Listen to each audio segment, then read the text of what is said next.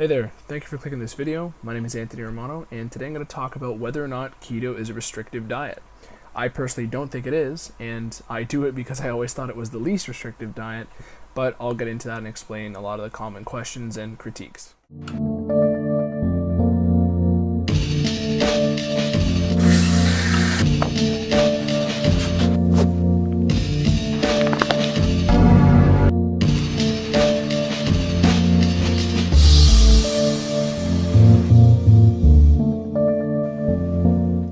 So, one of the most common concerns people have before trying to start a keto diet is that they're afraid it's going to be too restrictive, right?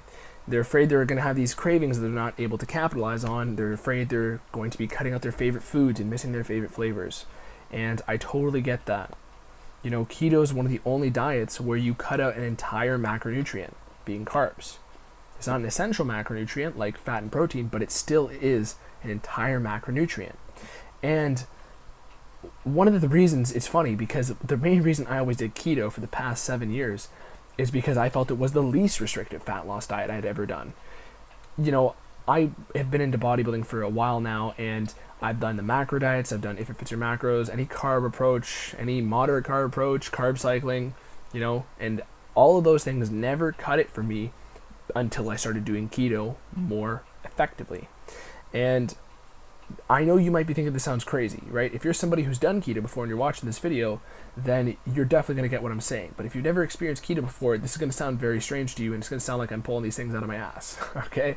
But trust me with this one, okay? I've helped plenty of people with keto diets, and I've seen the same experiences over and over again in people who didn't think they would like it, okay? So here's the main gist. I had always done keto because I felt it was less restrictive. Why did I feel it was less restrictive? Is because I was able to hit the same flavors, right? I couldn't get the exact Pizza Hut pizza that I wanted, right? But there's various keto pizza recipes. There's various substitutes. There's various foods that still allow you to get the same flavors. You can make frozen yogurt easily. You can make chocolate easily. There's a lot of other snacks, okay? You can get protein bars. You can get Quest bars, okay? Not every single one of them. It depends also the country you're on. But bottom line, there's a lot of options for you to hit these flavors. So that's one thing, right? And that sounds like, oh, you know, whatever, that's not going to taste as good. Totally fine, I get you. Keto influences your taste as well, and it also makes you crave those foods less in the first place. So here's something you really have to wrap your head around, okay? So with keto, I originally started doing it because my problem with fat loss diets was that I was too hungry. I could eat all day long. I could eat a horse and its entire family, okay? I could eat a lot. And every time I was eating that pasta or fitting in my carb sources on a macro diet, I hated having to cut the bowl of pasta to a cup, or I hated having to cut back on my favorite foods. You know, I hated having to do that. And I never went to bed without being hungry. You know, a lot of people solve that by doing the intermittent fasting approach, and the only time I've ever done a carb diet effectively was when I would incorporate more intermittent fasting. So for me, I eventually realized down the line that intermittent fasting was very heavily related to ketosis, but that's a topic for another video, which I probably have on my page by now. So with the macro diets, you could eat the specific exact taste you want, right? With keto, you get almost every taste in the world, but you don't get, you know, the specific ice cream flavor you wanted. You know, there's plenty of options of ice cream substitutes and frozen yogurt and, and things like that, but you don't get the exact Ben & Jerry's you want. And hey, if you are dependent on the Ben & Jerry's, that's fine. Fuck, that sounds like a humble brag. But what I'm saying is if you really want that Ben & Jerry's, that's fine. But you gotta understand that keto is gonna remove that desire for Ben & Jerry's altogether. Okay? Cutting out sugar altogether is like quitting a drug. It's like, here was my dilemma, my metaphor here, okay? My dilemma summarized in a metaphor. Think of somebody who is addicted to cigarettes. If they have 10 cigarettes a day and you get them to cut it to 3 a day, they're going to think that that's restrictive. Any fat loss diet is going to feel restrictive based on what you were eating before. And if you get someone to cut from 10 to 0, it's technically more restrictive than the 3 a day diet, right? The 3 a day cigarette diet. You know, you're having less cigarettes per day, and it's technically more restrictive by all meanings of the word. However, at first, they're going to be crazy craving these foods, but after a while, they're going to stop craving these cigarettes. So the whole approach of eliminating those cigarettes is technically more restrictive, but it will eliminate the desire for those cigarettes in the first place. I mean, yeah, you might get a craving here and there, but basically with keto, there's actually substitutes that taste a lot like those flavors, and they're natural. They're actually real whole foods. So there's nothing unhealthy about them. They're not processed trash, at least for the most part. There are some out there, but when it comes to, all meanings of the word, it's more restrictive if you were to drop to 0 cigarettes, but your desires for those cigarettes is going to drop dramatically if you were to quit cold turkey. And anytime you do have a craving, you're able to satisfy it. So even though you're cutting out a whole macronutrient, it doesn't mean you're cutting out all flavors. You're dramatically dropping your appetite when you do keto. That's why I started doing it. I was able to go to bed without craving food. I was able to go to bed with, if I had to cut my meal in half based on calorie intake for the day, I didn't want to kill myself, okay? I felt less restricted based off the foods I was able to eat and how my body was feeling. In general, when you're having carbs in any diet, your appetite is going to be influenced by blood sugar spikes. So if you're having something that's higher in glycemic index, it's a more glycemic carb, more dense in sugar, your blood sugar is going to spike and then it's going to drop. And when it drops and your blood insulin drops a couple hours later, you're going to be hungry again. And this is why it's very careful. Well, you have to be very careful about your timing. That's why intermittent fasting is so effective. And ironically, it's the approach with the carb diet that's the most similar to ketosis, because you're creating that fast, which is basically ketosis, but it takes longer. So I can talk about that again, like I said, in another video. But as far as how restrictive it feels, anybody who's done keto will tell you that they don't feel a problem. They look at a donut like it's plastic. I look at chocolate bars like if somebody has a chocolate bar in front of me, it's like, I probably won't crave it. I won't have a problem. And if somebody hands me a keto chocolate bar, I'm not going to crave it either. But if I want some, I'll fucking have it. All right? And, like I said, you're not going to be able to hit every specific flavor down to a T. You're not going to get the Ben & Jerry's ice cream, but you can get something that tastes very similar. And here's the beauty of it too. When you're not having sugar, your sensitivity to it internally and on your taste buds increases a lot. So making a frozen yogurt with healthy stevia-based protein powder and Greek yogurt and natural ingredients ends up tasting really good.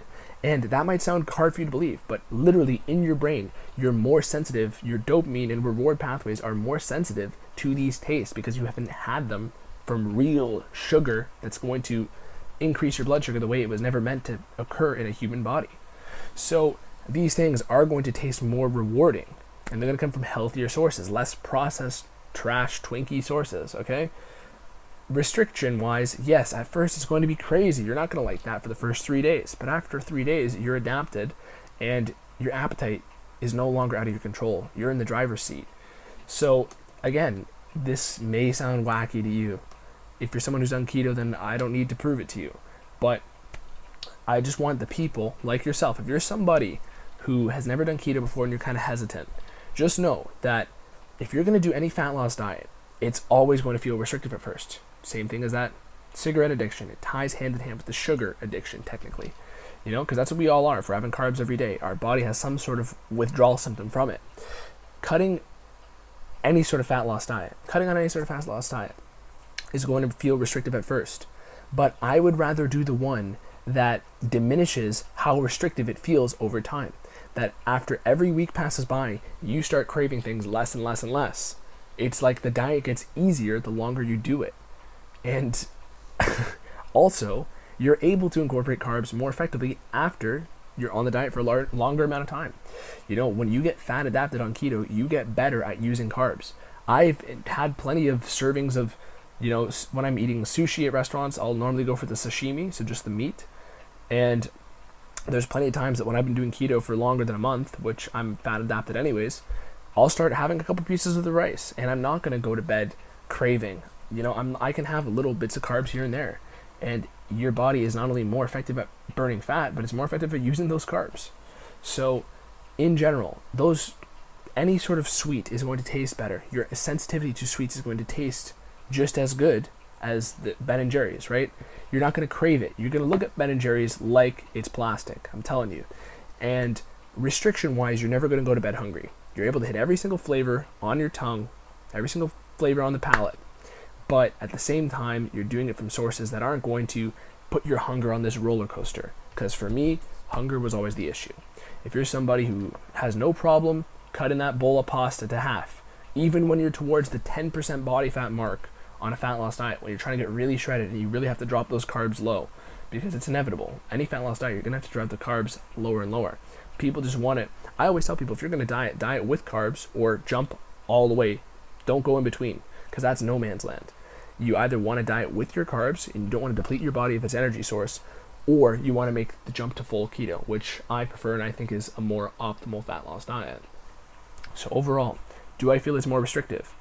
No, not at all. The reason I've been doing it for 7 years is because I feel it's less restrictive. I never go to bed hungry. I never have hunger that I can't control. I sometimes fast for whole entire days with no problem. And I eat when I want to. I'm not subject to the control of my appetite like I am when I'm on carb diets for a long period of time. So if you're somebody who has a hard time controlling this, just know that this is going to amplify down the line, years and years down the line. If you're already having a hard time with your appetite, this addiction is going to increase. Just like a smoker for 10 years. It's going to be harder to quit on the 15th year of smoking than it is on the first year. And it's the same thing with sugar and carb addiction.